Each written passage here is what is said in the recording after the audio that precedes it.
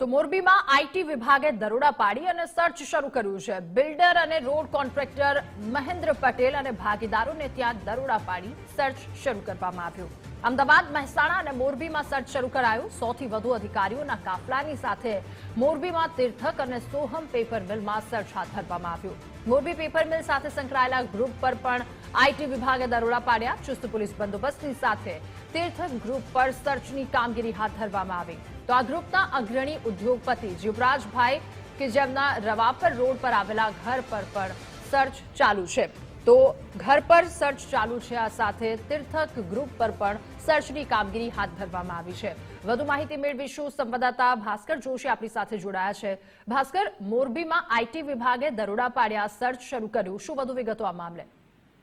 જી ચોક્કસથી મોરબીમાં વહેલી સવારથી જ જે આ તીર્થક પેપર મિલ અને સોહમ પેપર મિલને જે પણ ભાગીદારો છે, ઉદ્યોગપતિઓ છે, તેના ઘરે આઈટી વિભાગ દ્વારા સર્ચ હાથ ધરવામાં આવ્યું છે। અને જે તીર્થક પેપર મિલના જે અગ્રણી ઉદ્યોગપતિ છે, જે બહુ મોટું તીર્થક ગ્રુપના નામે જે પ્રખ્યાત પણ છે, તેના ઘરે પણ સર્ચ કરવામાં આવ્યું છે। નામના જે ઉદ્યોગપતિ છે તેનું રાજકીય કનેક્શન પણ હોવાનું સામે આવ્યું છે। ત્યારે હાલ જે ઇન્કમટેક્સ વિભાગની જે ટીમ છે તેના દ્વારા તેમના ઘર પર સર્ચ કરવામાં આવ્યું છે અને મોટા પાયે ટેક્સ ચોરી ઝડપાઈ તેવી પણ સંભાવના વ્યક્ત કરવામાં આવી રહી છે। જી ભાસ્કર, આભાર આપનો વિગતો સાથે જોડાવા બદલ।